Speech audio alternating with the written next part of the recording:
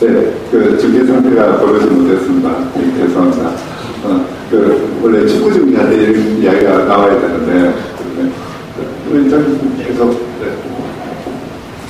네, 제가 이어서 마무리하도록 하겠습니다. 대부분 구성에 있어서 사회적 약자나 소수자를 대변할 수 있는 분들이 대법관으로 임명이 돼야 된다 이런 말씀을 드리는데요. 결국은 그런 분들이 대법원에서 이제 구체적인 사건을 두고 내부에서 논의를 할 때 그런 대변할 수 있는 분들이 적극적으로 주장을 하고 그렇게 해야만 그런 주장이 대법원 판결에 반영될 수 있거든요. 그런데 사회 약자들의 입장을 이해하지도 못하고 또 대변할 수도 없는 그런 사람들로만 대법원을 구성했을 때 법원의 권리구제를 바라는 사회 약자들이 제대로 권리구제가 될 수가 없게 되는 것이죠. 그렇기 때문에 이런 사회 약자들, 특히 법원에 말하자면 도움이 필요한 법원에 대한 권리구제가 특히 절박한 상황에 있는 사회 약자 소수자들의 입장에서 판결을 내릴 수 있는 분들이 대법원에 가는 것이 바람직하다. 저는 그렇게 생각하고 있습니다. 이번 대법원에서 대부분의 업무 부담이 엄청나다. 이 업무 부담을 효율적이고 제대로 처리하기 위해서는 경력법관이 대법관이 되어서 이제 기술적이고 관료적으로 해야 된다라는 이야기가 있습니다. 이 부분은 조금 전에 중요한 사람께서도 말씀하셨습니다만 과연 대법원이 그래야 되는 것인지 좀 우리나라 대법원의 가장 중요한 기능 중에 하나가 이제 권리구제의 최종적 신급이라는 취지입니다. 그리고 우리나라 민사소송법은 전적인 민사소송법과 달리 국민들에게 상고권을 권리로 부여하고 있습니다. 굉장히 중요한 권리인데요. 다른 나라에서는 특히 영미법 국가에서는 상고가 허가상고입니다. 그래서 대법원에서 보고 싶은 사건만 이렇게 갖고 와서 볼 수 있는데 우리나라는 권리상고 제도가 허용이 되기 때문에 대법원에서 하는 얘기는 뭐냐면 다양한 이해관계를 가진 사람들이 대법원에 상고를 할 수가 있기 때문에 대법원에서 다양한 이해관계를 가진 사건들을 심리할 수 있다. 이렇게 얘기를 하고 있습니다. 굉장히 형식주의적인 주장입니다. 무슨 말씀이냐고 하면은 다양한 이해관계와 다양한 시각을 가진 사건이 대법원의 권리로서 국민들의 권리로서 갈 수 있다고 하지만 그러면 대법원에서는 그런 사건을 심리할 수 있는 다양한 이해관계를 경험한 사람들이 있느냐 하는 것이 이제 관건입니다. 그래서 이것이 국민의 사법접근권의 핵심적인 내용이 되겠습니다. 사법접근권은 두 가지로 논의가 됩니다. 하나는 형식적, 절차적 접근권, 두 번째는 신체적 접근권에 관한 얘기입니다.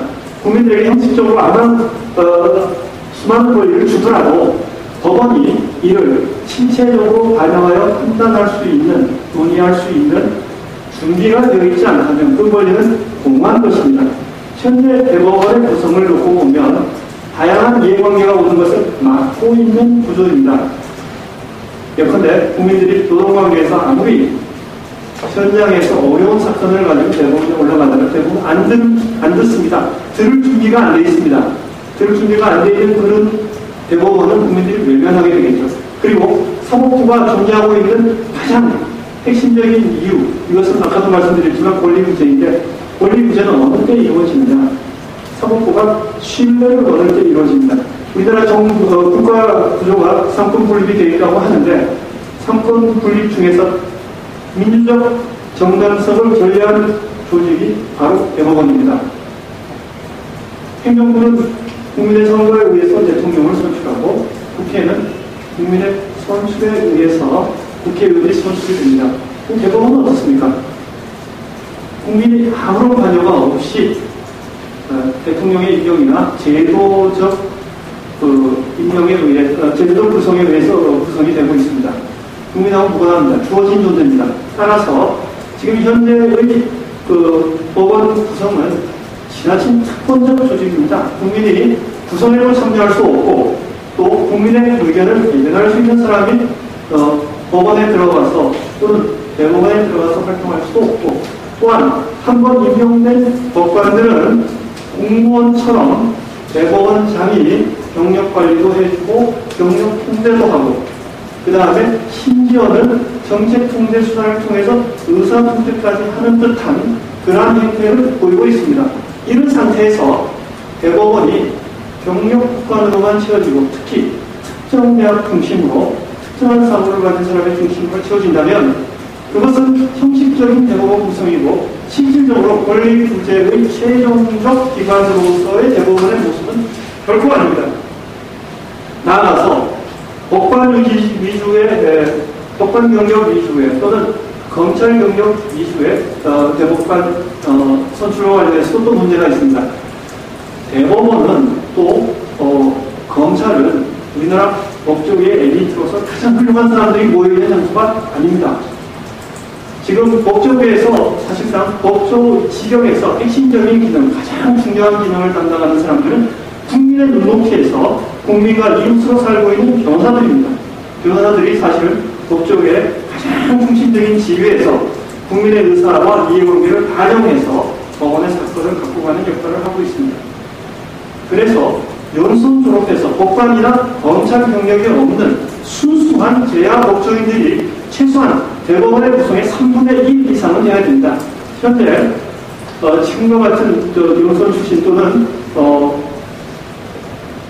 법학전문대학원 출신자들의 법조 진출이 이어진다면, 계속해서 이어진다면, 사실은 법조 전문가들의 90% 이상이 일반 변호사로 구성이 되게 됩니다. 이분들이 바로 국민들의 이웃에 있으면서 구석구석 돌아다니면서 국민들의 이해와 의사를 실천적으로 경험하면서 반영하는 역할을 하게 됩니다.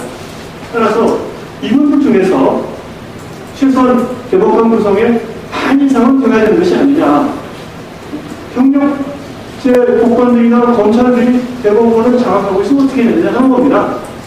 그리고 아까 한상희 교수님께서 말씀해 주셨는데 권리 구제를 위해서는 경력제 법관이 아주 효율적으로 사건을 진행해야 되는 건 아니냐. 그 말씀은 그만해야 됩니다. 왜냐하면 고등법원까지 경력제 법관에 의해서 기능적으로 사건을 처리해 왔다고 한다면 대법원에서는 적어도 다양한 이해관계를 반영한 실질적인 토론이 있는 실질적 이해관계가 반영이 되어서 논의가 되는 그런 토론장이 되어야지 사건을 띄기 위한, 사건을 처리하기 위한 장으로 사용돼서는 아니 되는 것입니다.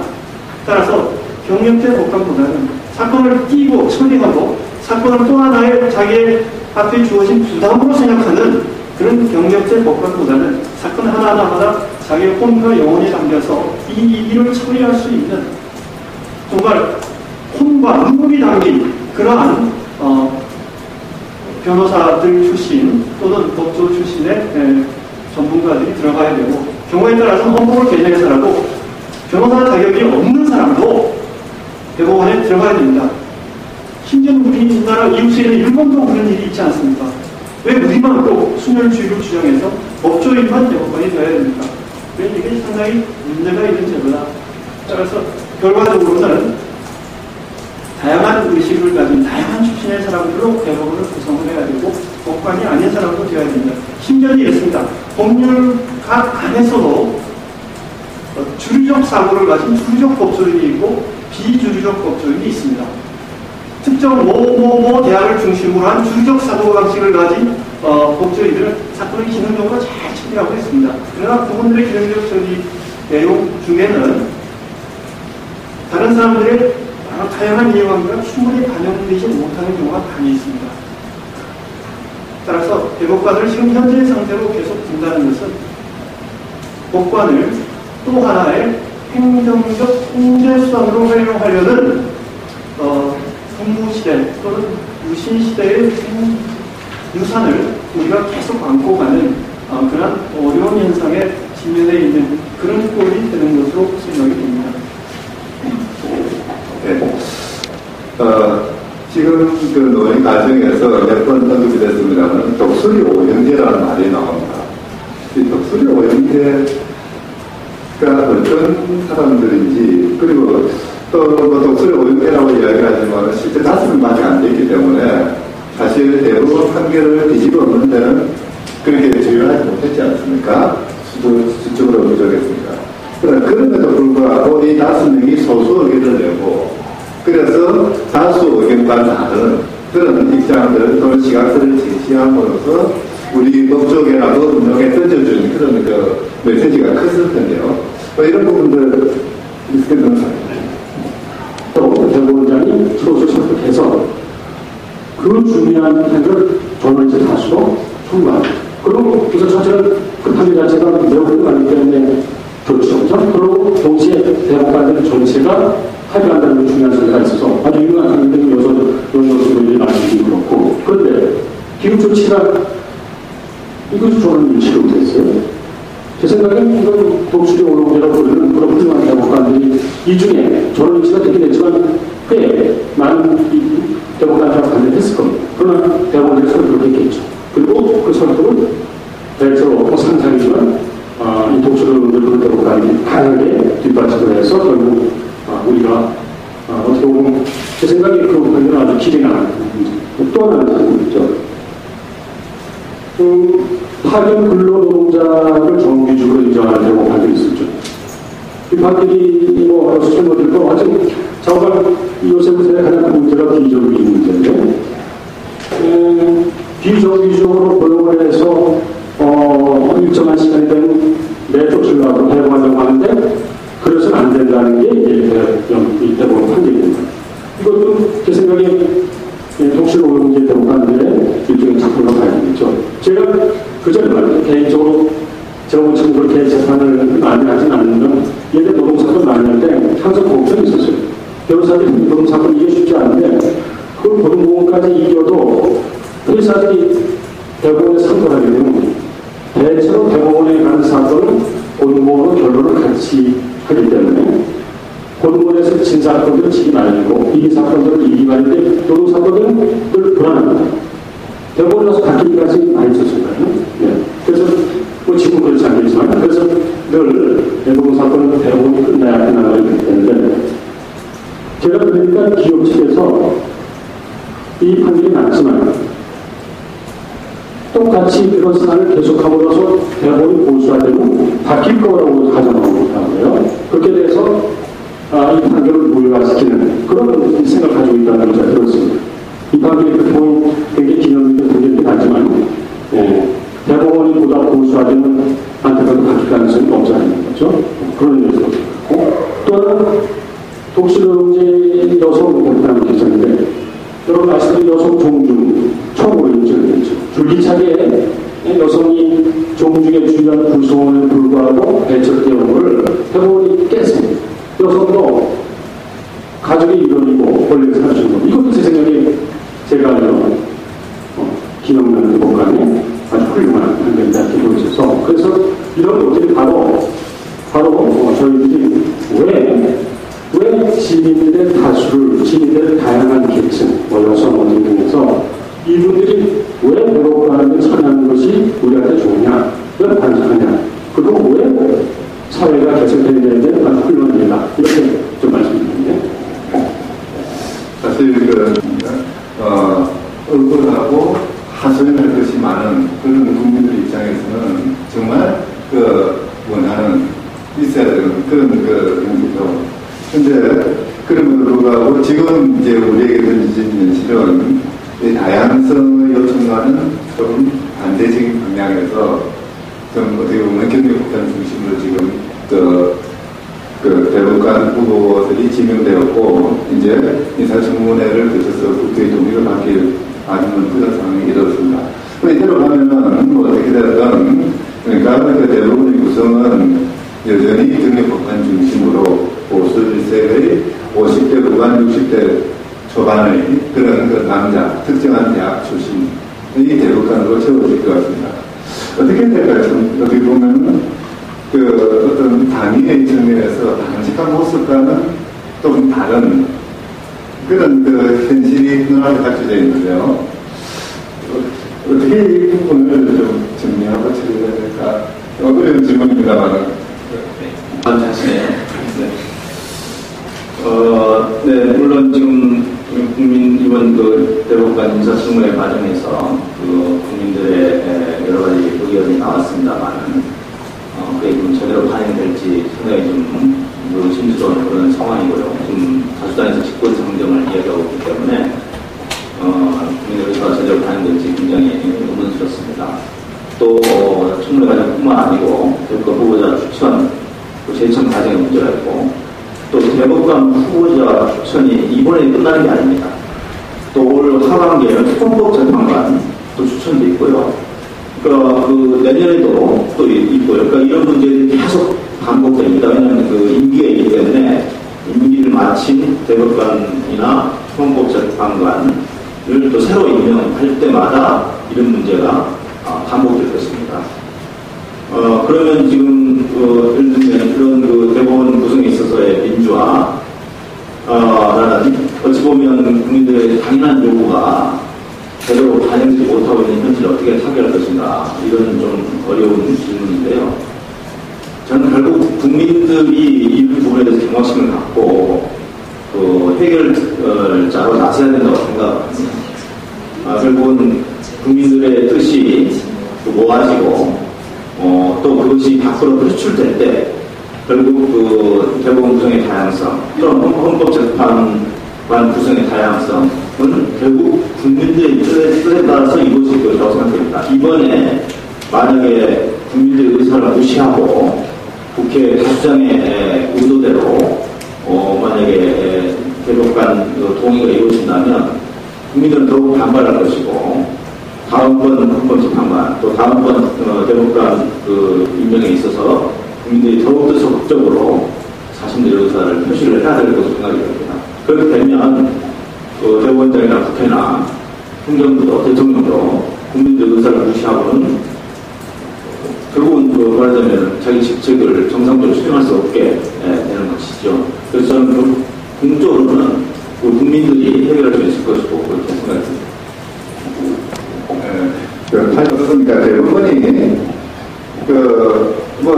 어떤 성향이라든지 또는 그 구성이라든지 이런 부분에서 다양화되어야 된다는 요소가 있는데요. 그래서 좀 구체적으로 좀 이야기 좀 제 생각에 이 문제도 제가 처음에 말씀드린 말하자면 시민의 사법 참여, 국민의 사법 참여, 사법민주의 핵심이 뭐냐로 또 생각하면 좋을 것 같아요.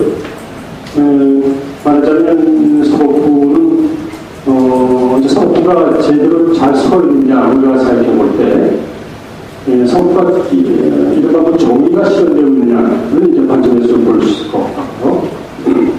그래서 보면 우선 그 우리가 얘기했을 때 우리의 눈물을 우리가 법원에 가서 법관도 호소할 때 닦아주겠느냐 우리가 스스로 물어주는 거죠. 그래서 상당히 많은 사람들이 아마 그럴 거다. 좀 어렵긴 하겠지만 그렇게 되면 제 생각에 이 사법이 국민에게 가까이 있고 저희가 실현들어 볼 수 있을 것 같아요. 근데 막상 우리가 가정해 봤을 때 내가 뭔가 문제에서 아플 때 눈물을 흘릴 때 사법부에 가면 법관들이 닦아주겠느냐. 그래서 회의적인 생각이 들면 그런 문제가 있는 거죠. 뭐가 어떻게 생각해? 근데 그렇게 보면 제 생각에 사법의 민주화 또 국민의 사법 참여의 관점에서 보면 제 생각에 당연히 사법은 다양하게 이루어진다고 봅니다. 그것은 국민들 스스로가 다양하게 있다는 거죠. 국민들 온갖 계층이, 온갖 연령이, 온갖 문제로 나눠져 있는데 그 사람들 각자의 문제를 공적으로 법원에 와서 눈물 닦아달라고 하고 있는데 그거를 닦아주려고 하는 사람들이 극히 편협된 반정된 지식과 한된 부장된 사람들은 될 수가 없는 거죠. 그래서 제 생각에 사법민주화 또 시민의 사법처럼 관점에서 봤을 때 사법부의 다양한 계층 구성을 논리적으로 작용하는 결론이다 이렇게 생각되는 거죠. 동시에 저는 그것만 좀 부족하다고 봅니다. 왜냐하면 모든 국민들이 다 불행한 건 아니죠. 어떤 사람들은 태어나서부터 잘 사는 수 있고 또 어떤 사람들은 뭐 하기 열심히 노력해 잘 사는데 나도 국민들의 일부는 굳이 그렇게 많은 주변에서 도와주지 않는 사람들에도 스스로 자제를 하는 사람들이 많이 있습니다. 그런 사람들을 굳이 우리가 국민이 위임한 사법부의 힘을 통해서 구제해줄 필요는 없는 거죠. 말하자면 사법부가 정의로우냐 또는 사법부의 권력을 제일 발휘할 수 있는 뭐냐면 저건 여성, 아동, 장애, 소외자 우리 사회에서 누군가가 연대근을 건네주지 않으면 소외에서 스스로 찾을 수 없는 말하자면 그 사람들 각자가 그 연대근에서 놓쳐져서 행복해지자고 불행한 일들은 그 사람들에 대해서 사법부가 손을 잡아주고 그리고 우리가 이렇게 옆에 있다 이렇게 저는 우리가 관념되고 실제 실행될 때 그때 이게 말은 이 사회가 안정되고 사회 안정은 확충이 되는 거죠. 그렇게 보면 제 생각에 그것도 정리해서 다시 말씀드리면 사법부의 다양한 계층 구성은 사법의 민주화를 위해서 노력을 하는 결론이고 더 나아가서 보다 적극적으로 소외되고 약자를 위한 그런 사법부가 되어야 되는데 그러면 역시 그 사람들을 배려할 수 있는 또는 거기로부터 나오는 사람들이 사법부 들어가서 일을 해야 되는 거죠. 그래서 이런 두 가지를 좀 말씀드리고 싶습니다. 네. 대청이 되었을 때, 참여연대는 시민사회뿐만 아니라 정치권에서도, 그리고 국적에서도 너무 천편일률적인 그런 구성이 아니냐. 더 나아가서, 어떻게 보면 친재벌적인 판결이라든지 그런 성향을 가진 사람만 지명이 되면서 너무 이게 어떻게 보면 가진 자 중심의 또는 보수적인 이런 대법원 구성이 될 수 있지도 않느냐. 그래서 정치적으로 재청을 다시 하라. 이런 의견까지도 나온 적이 있습니다. 어떻게 보면은 이번에 인선 결과는 그러니까 대법원의 다양성이라는 요청의 수준에도 미치지 못하는 너무나 천편일률적인 것이었다. 이런 비판도 나오기도 한다. 그래서 장관님께서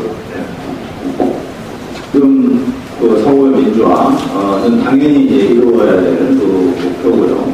그러면 대법원의 구성에 있어서 어떻게 사법의 민주화를 실현할 것이냐라는 부분에 초점을 맞춰서 말씀을 드리면 지금 당연히 대법원 구성에 있어서 국민들의 평균적인 그런 의식 성향을 반영하는 그런 구성이 되어야겠다라는 게 이제 우선 말씀드릴 수 있겠습니다. 저는 개인적으로 우리 국민들의 의식 성향이 진보, 보수, 중도 성향이 적절하게 균형을 이루고 있다고 생각합니다. 그런데 현재 대법원 구성이 과연 그런 국민들의 다양한 의식 성향을 반영하고 있는 구성이가 저는 그렇게 보지는 않습니다. 어떤 참여연대에서 발표한 성명을 보니까 지금 현재 대법관 중에서 한 사람 정도가 한 명 정도 대법관이 중도 성향이고 나머지는 다 보수 성향이다. 이렇게 성향을 분석하는 글도 봤는데요. 이렇게 되면 국민들의 의식과 유리되는 그런 대법원의 구성이 되는 거고요. 이 대법원이 내린 판결도 국민들의 상당수가 수용할 수 없는 그런 결과가 되고 결국 대법원의 불신만 가중시키는 그런 결과가 된다는 것이죠. 그런 측면에서 국민들의 다양한 의식 성향을 반영하는 대법원이 구성이 되어야 된다는 것은 사법 민주화에서 필수적인 그런 선결 조건이다. 저는 그렇게 생각하고 있습니다. 얼마 전에 미국 연방 대법원이 오바마 대통령이 야심적으로 추진한 건강보험 관련 개혁 법안에 대해서 의견 신청했습니다. 건강보험 개혁 법안은 미국의 보수력과 진보세력이 첨예하게 다투었던 사안인데요. 그 당시 이제 미국 언론에서는 대법원 연방대법원 판결을 예측하는 보도를 하면서 대법관 구성에 대해서 여러 가지 분석하는 기사도 내놓고 그랬어요. 그걸 보면 미국 연방대법관이 9명인데 진보 성향이 4명, 보수 성향이 4명, 중도 성향이 1명 이렇게 분석을 해놨더라고요. 그러니까 말하자면 미국의 연방대법원은 적절하게 균형을 이루고 있는 것이죠. 따라서 그런 의식이 다른, 생각이 다른 대법관들끼리 치열한 논쟁과 토론을 거쳐서 내린 결론에 대해서는 이웃 국민들이 상대적으로 더 말하자면 수용하지 않겠는가, 저는 그런 생각을 해봤습니다. 만약에 그게 5대4로 결국 합헌 결정이 났는데요. 근데 그게 만약에 7대2다, 8대1이다 이런 식으로 결론이 나면 과연 미국 국민들이 그 연방대법원 판결을 수용할 수 있겠느냐, 연방대법원을 신뢰할 수 있겠느냐라는 그런 생각이 들었습니다. 우리나라 대법원 같으면 과연 그런 그 진보와 보수 성향을 보이는 국민들 사이에 치열한 대립이 있는 그런 사안에 대해서 판결을 내렸을 때 과연 어떤 몇 대 몇의 판결이 나올 것인가. 현재 대법원 구조화에서 너무 일방적인 그 말하자면 그 판결이 나오지 않겠는가. 또 그것이 과연 국민들을 그 판결이 설득할 수 있겠는가. 그런 대법원을 국민들이 신뢰할 수 있겠는가. 그런 점에서 굉장히 회의적이다. 저는 그런 생각을 하고 있습니다. 그런 측면에서도 결국은 사법민주화, 법원에 대한 국민의 신뢰를 높이기 위해서는 국민들의 평균적인 다양한 의식 성향이 반드시 반영되는 그런 구조로 인선이 이루어져야 된다라는 그런 생각을 하고 있고요. 또 한 가지 말씀드리면 사실 약자 소수자의 입장을 이해하고 대변할 수 있는 그런 분들로 대법원이 구성이 되어야 되겠다라는 그런 점은 아마 국민들 모두 동의하실 겁니다. 왜 그러냐면 사법부는 입법부와 달리 사회적 약자 소수자들이 마지막으로 호소하는 그런 기관입니다. 입법부는 국회는 우리나라 국회 같으면 어차피 다수결의 원리에 의해서 진행될 수밖에, 업무가 처리될 수밖에 없어요. 입법안 같은 경우에도 되게 다수결에 의해서 결정이 날 수밖에 없잖아요.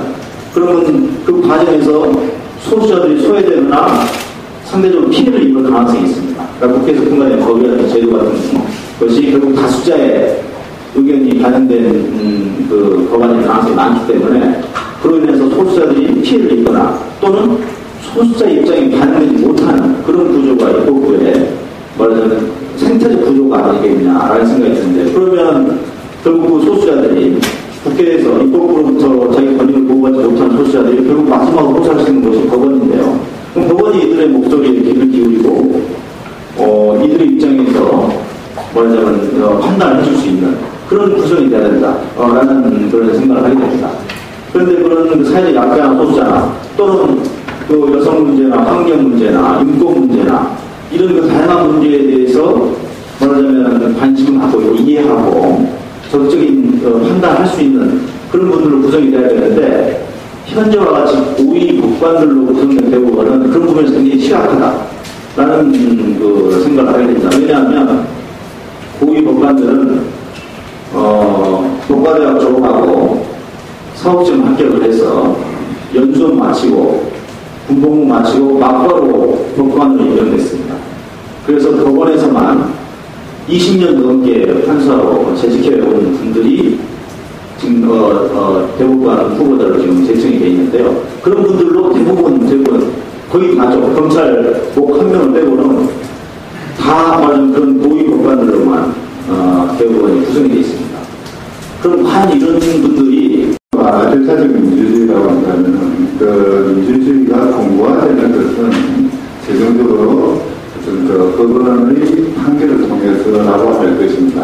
이 법원의 판결이라는 것은 법을 만드는 것이고요. 이 법이라는 것은 국가의 깨달이 이루는 것이기 때문에, 그래서 우리 사회의 발전의 한 디딤돌을 만들어내는 것이 법원인데, 이 법은 특히 법원이 중추하고 있는 대법원이 이제 민주화 요청이라는 그 시대적인 사명을 제대로 이행하지 못한다면 그것은 어떻게 보면은 그 역사적인 과오를 저지르는 것이라고 할 수는 있겠죠. 계속해서 우리 김민하 변호사님 좀 정리를 해주시겠습니다. 그런데 대법원은 상당히 틀린 바가 있을 겁니다. 뭐냐면은 대법원이 이제 소수의 대법관을 위하기 위한 정치법을 시행하면서 경력직 법관으로 순혈주의를 계속 주장을 하고 있기 때문에 서로 상충되는 그 괴리가 발생하는 겁니다.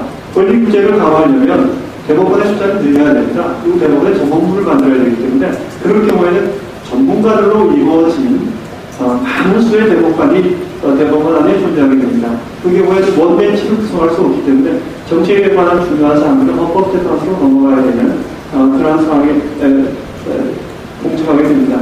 대법원은 이것도 싫고 저것도 싫고 순혈주의를 유지하면서 적은 숫자로 대법원을 구성을 하려고 하는데 그것이 계속 유지가 되면 안 되기 때문에 사실은 이제 새로운 국회도 구성이 됐고 그래서 국민 입장에서는 다시 한번 법원 개혁을 위한 사법개혁에 도전해야 하는 것이 아닌가. 그래서 대법원의 성격을 권리부재형으로 간다면, 대법원이 원하는 권리부재형으로 간다면 전문가 위주로 그 대법원 숫자를 대폭 늘려서 다양한 그 전문가들이 대법원을 이용될 수 있도록 오늘도 개방해야 되고요. 그렇지 않고 현재 시스템과 관련되면 경력제 법관이 아닌 다양한 전문가, 다양한 이해관계나 생각을 가진 사람들이 대법관으로 임명될 수 있도록 추천제도나 선출제도를 본격적으로 바꿔야 되는 것이 아닌가 이렇게 생각이 듭니다. 그리고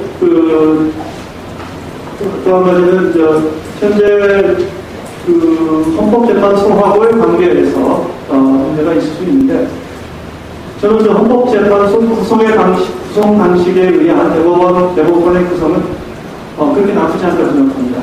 왜냐하면 지금 현재 구성은 그 국회가 개입을 하고 국회의 개입 과정을 통해서 정당이 개입을 합니다. 다만 좀 문제가 있는 부분은 대법원이 개입을 해서 추천하는 그런 문제가 됩니다. 저는 개인적인 생각으로는 대법원을 구성할 때도 국회가 개입을 해서 국회하고 그다음에 대통령이 일정한 숫자를 추천해서 집행하는 방식으로 이루어지게 되면 일단 그 정파적 특색을 가진 여러 가지 이념들이 대법원 안에서 다양하게 논의될 것 아니냐 이런 생각이 듭니다. 그래서 지금처럼 추천제도가 대법원장 복직에 의한 관료제 법관의 충원의 수단으로 사용되는 그런 대란을 막기 위해서는 국회가 관여하는 것이 옳은 것이 아니냐 이런 생각까지 하게 됩니다. 이런 부분까지 고려해서 지금 대법원이나 정부에서는 지금 이 시스템을 그대로 두다가는 본격적이고 본질적인 개혁 논의가 국민들 사이에서 일어날 수밖에 없는 상황이니까 이것을 인식해서 지금 현재 추천된 대법관들은 다 철회하고 새롭게 추천판을 짜서 정기국회에서 추천 절차를 진행하는 것이 옳다 이렇게 말씀드리고 싶습니다. 그런데요, 언론에서 질문을 좀 받고 다시 이 문제를 논의하도록 하죠. 네.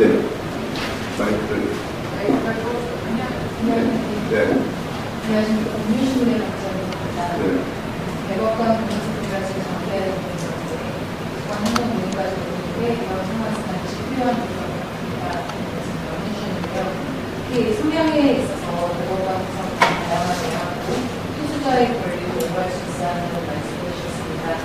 판사 출신 이외의 법조인들은 특히 제약 법조인들도 대법관을 꼭 따라한다는 말씀해 주시는데, 이런 조건들을 고루 갖추고 도덕성까지 검증할 수 있는 그런 적격자가 누가 있는지 추천해 주십시오.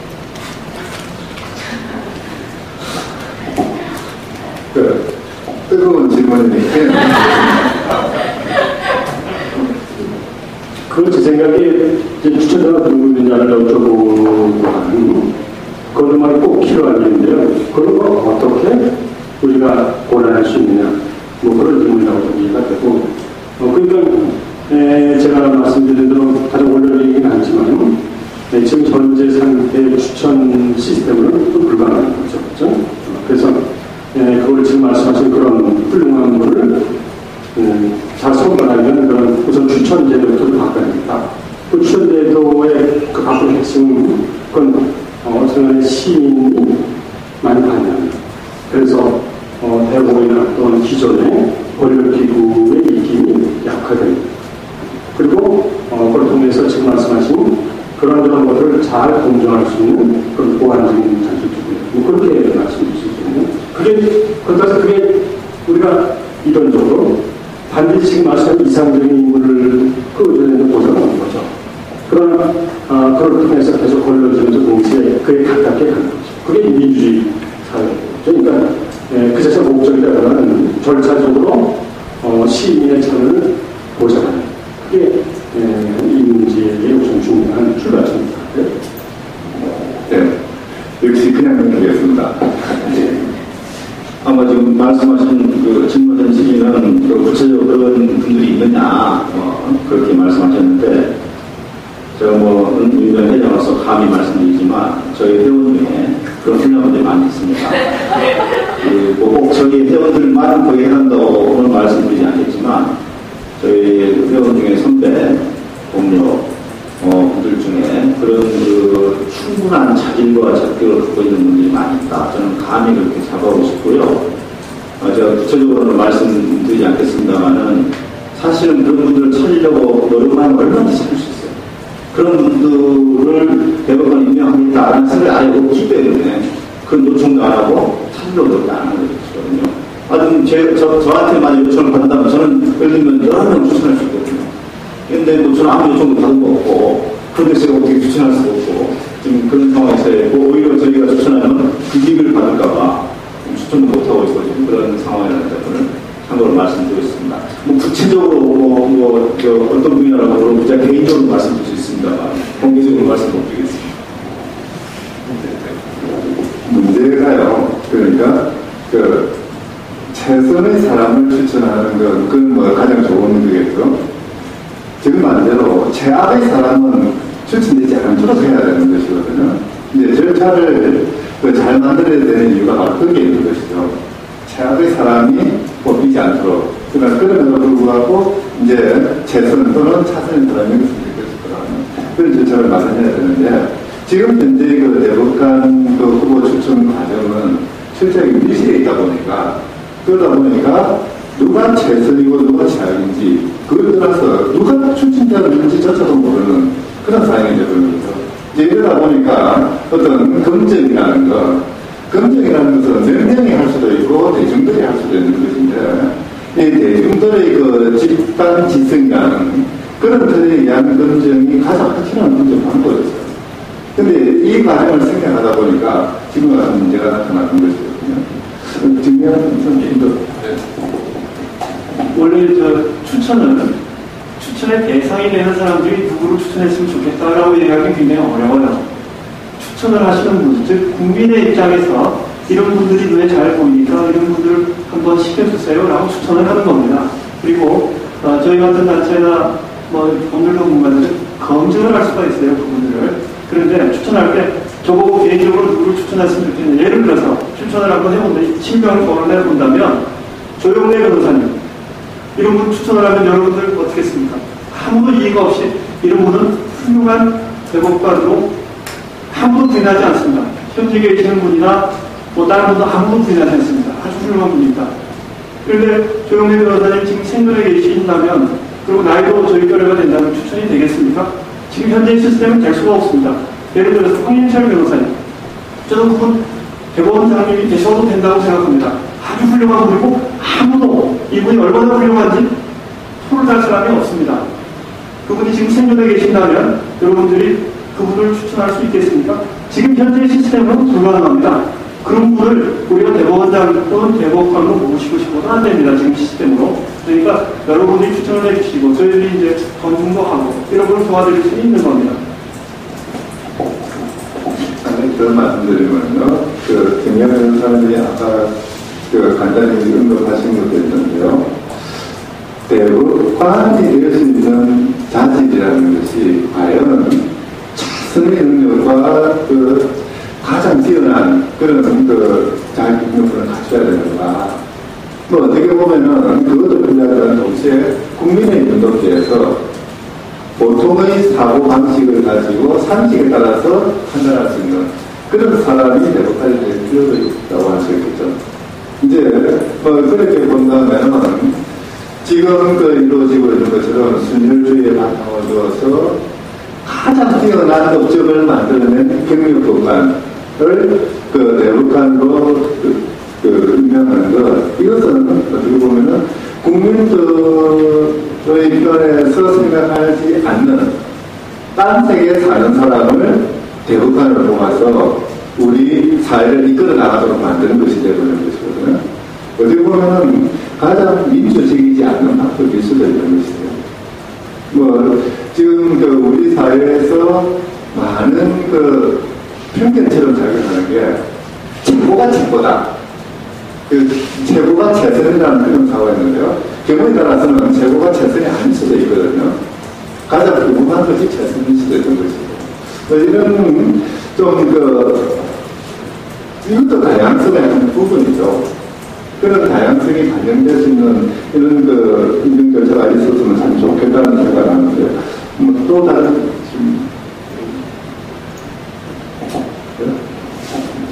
네.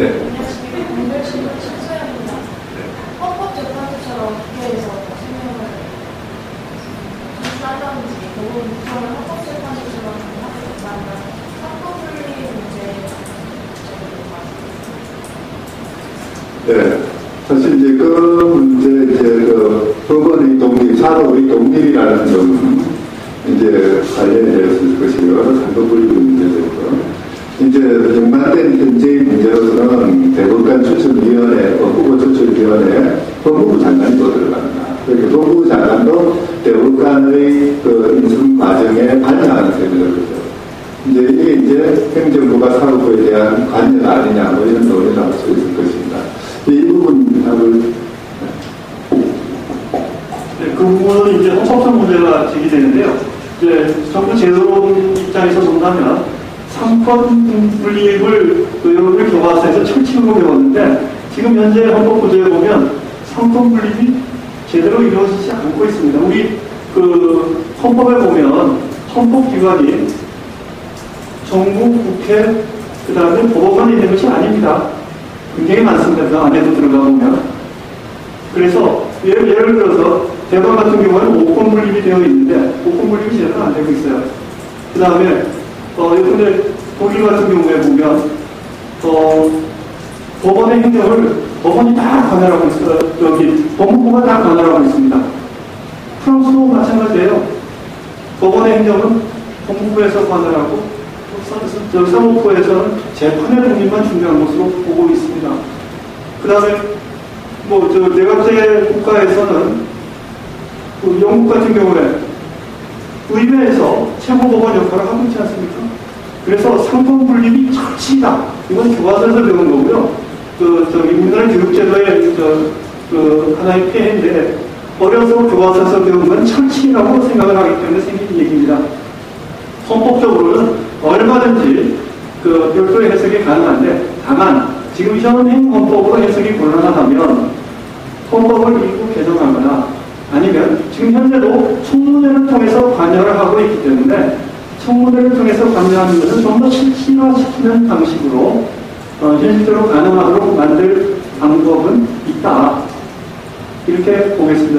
그럼 어떤 방법이 있느냐? 마찬가지입니다. 추천. 국회를 통해서 추천을 하고 대법원장이 현재 제도 하에서도 그 추천을 받아들이는 방식으로 신고 관행이 이루어지면 얼마든지 가능한 거죠.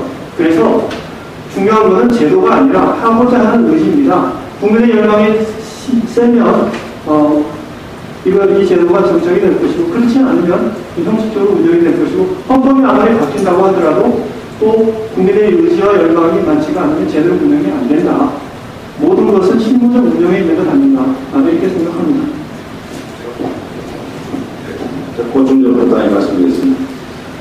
제가 이해하고 있는 상권 분립의 이념은 과거 왕이나 독재 권력한테 집중된 입법, 사법, 행정 그 권력을 세 부분으로 나눠가지고 각각의 부서에서 권한을 행사를 함으로써 상호 견제와 균형 논의를 통해서 국민의 말하자면 권리를 지키는 방향으로 가자라는 것이 상권 분립의 이념으로 알고 있습니다. 그런데 상권 분립이라는 것이 그러면 각 부의 구성이 있어서 전혀 서로 관여하지 말자는 얘기냐? 꼭 그건 아닙니다. 그러니까 기능을 그렇게 분리해서 견제와 균형의 원리를 통해서 서로 견제하도록 그래서 권력 나눠하지 않도록 하자는 것이 상권 분립의 이념이지 그 구성이 있어서 전혀 관여하지 말자 이런 건 아니거든요. 현행 헌법상으로도 그 대법관 임명 동의를 국회가 하도록 되어 있거든요. 그럼 그게 상권 분립에 반하냐? 그건 아닌 거죠. 구성이 있어서 국민들의 의사를 반영하도록 하자라는 것이 상권 분립의 원리와 일치되는 건 아니라는 겁니다.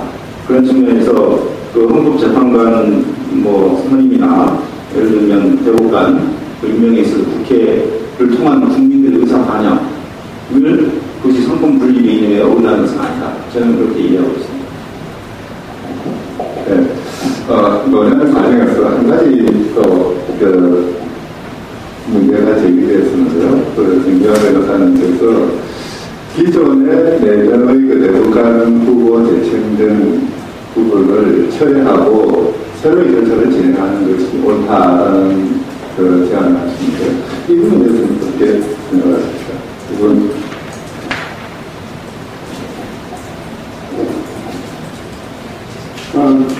그래서 그건 정확하게 답변을 어떻게 될지 모르겠는데 우선은 지금 당연한 문제고 국회에서는 논쟁 중인 게 김병화 후보 그런죠.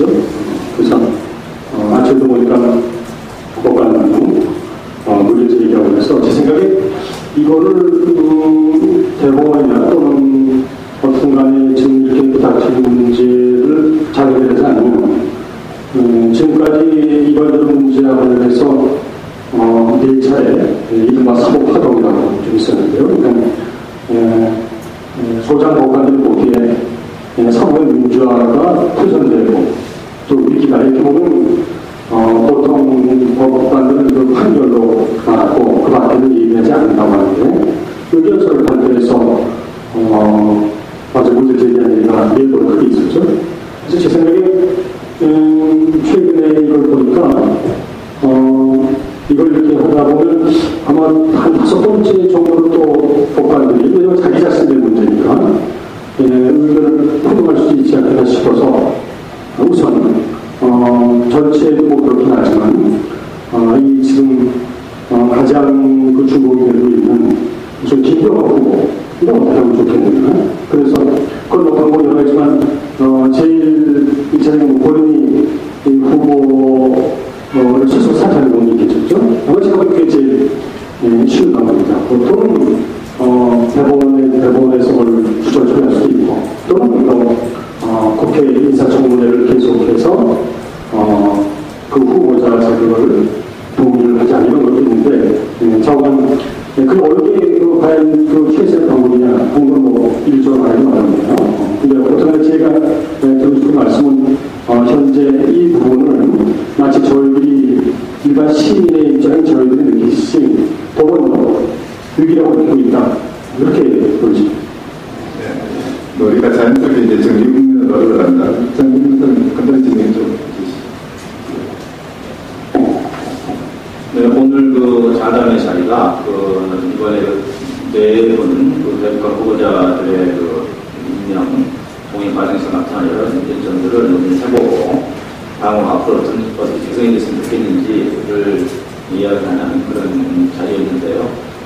사실은 국민들의 그 다양한 그 의식 성향에 반영된 대부분을 구성해야 된다라는 대인 명제를 반대할 사람은 아무도 없을 겁니다. 그런데 다만 그걸 구체적으로 실천하는 데 있어서 그것이 왜곡되고 있고 실제 실현되지 못하고 있다라는 점을 오늘 확인하는 자리였기 때문에 이번 그 대법관 국회에서는 그 대법관 구성의 문제점을 충분히 인식을 하고 그 국회한테 대법관 임명 동의 권한을 부여한 헌법적 책무를 충실히 이행을 하겠으면 좋겠다라는 점을 말씀드리고요. 향후 대법관 제청이나 임명 동의 과정에서도 대법원장이나 또 국회는 자신들의 역할을 충실히 좀 이행했으면 좋겠다라는 생각을 하고 있습니다. 네. 아까 그 대법원장의 제청을 1월 7일에 했으면 좋겠다 이렇게 말씀을 드린 부분은 추천 자체가 1관에서 추천을 했기 때문에 예를 들어서 김병화 후보가 자진해서 사퇴를 하거나 국회에서 동의를 못 받는 경우에 또 추천 절차가 진행이 돼야 됩니다. 그럴 바에는 일괄 추천이니까 일괄 철회하고 일괄 그렇게 구성해서 하는 것이 낫지 않겠느냐 라는 입장이고요. 경우에 따라서는 뭐 본인이 스스로 사퇴하신다면 그 부분에 대해서 추천 절차를 별도로 진행을 되는 건 아닌가 이런 생각입니다.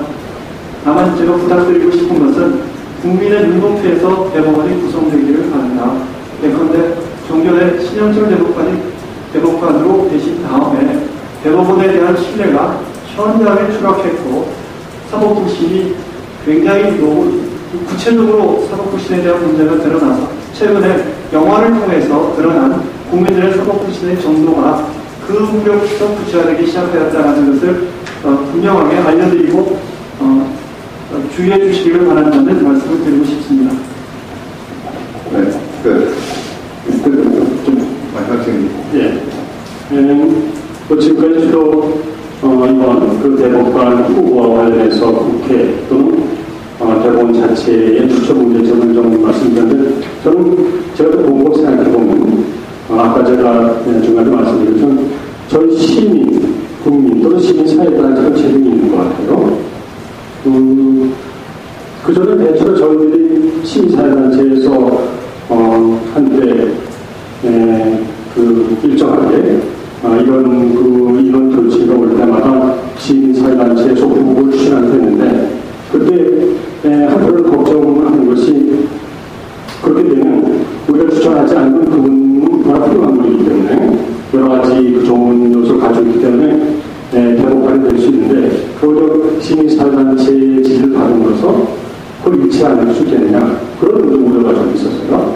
이런 것 때문에 제 생각에 대체로 2000년대 중반까지 좀 하고 그리고 그다음부터는 저희가 공부만 하고 그러다가 문제가 생기는 바람가 오는데 저는 이제 그러니까 보통은 이런 일이 생기기 위해서 이건 국민의 그런 입장을 시민단체 시민사활동으로 대변하고 있는 그런 시민사회단체에 또 책임도 있지 않느냐 일종의 방관, 가져오기 자세를 보여줘야 됩니다. 그래서 제 생각엔 그리고 이게 뭐 이번에 끝나는 것이 아니고요.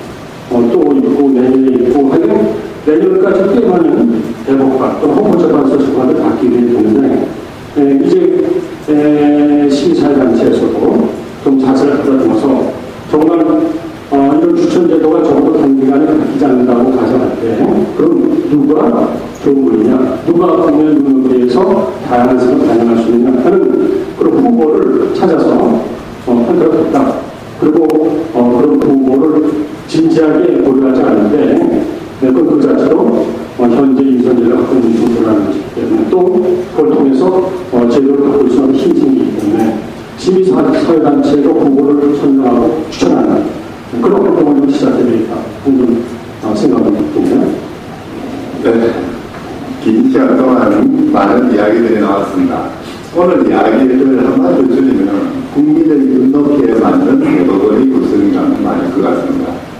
근데 사실 국민의 눈높이라는 것은 뭐 말은 쉽지만 정말 그 속에는 국민의 애환이라든지 하소연이라든지 또는 눈물이라든지 피와 땀이 서려져 있는 그런 이야기죠. 국민의 눈높이에 맞추라는 것은 국민들의 아픔을 읽을 줄 알아야 된다는 이야기고 국민들의 목소리에 기울일 줄 알아야 된다는 이야기고 국민들이 고통을 같이 아파해야 된다는 이야기이기도 합니다. 대부분은 이 국민들이 자신의 눈높이를 요구하시는 마지막 최후의 보루입니다. 그런 만큼 대법관들은 국민들이 그동안 아파했던 것, 고통스러워했던 것, 흘렸던 피와 땀, 그것이 왜 그런 것인지, 그 이유는 어디에 있는지, 그 치유 방법은 어떤 것인지 하나하나 따지고 공감하고 그것을 쓰다듬을 줄 알아야 되는 것이죠. 이번 대법관 인선 과정은 바로 이런 요청에 너무도 모자라다고 하지 않을 수가 없습니다. 경력법관 중심으로 그것도 보수 일세의 거기가 정말 국민들의 어떤 돌담중에 어긋나게로 어떤 비리라든지 불법이라든지 할법이라든지 이런 것들이 청문회 과정에서 드러나는 그런 인선이었습니다. 우리 국민들 입장에서는 이런 인선 과정을 바라보면서 어떻게 보면은 우리가 대법원뿐만 아니라 우리 사법조직 전체 또는 법치세 전체에 대해서 회의를 느끼지 않을 수가 없습니다. 국회에서는 이제 그 인선 과정을 통해서 뭔가 문제를 지적했으니까 이 문제를 극복하기 위한 그런 대안을 찾아 나서야 될 것입니다. 그리고 대법원 또는 대법원장 입장에서도 그동안 있었던 이런 과정에서 어떤 문제가 있었는지 그 문제의 원인은 뭔지 성찰하고 이것을 치유하도록 노력해야 될 것입니다.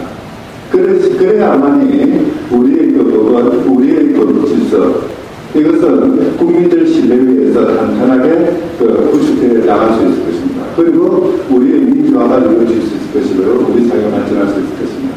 긴 시간 동안 많은 이야기 해주신 그런 것을 감사드리고요. 그리고 계속해서 이 자리를 반성해 주신 시청자께서도 감사드립니다. 오늘 저는 이것으로 마치겠습니다. 감사합니다.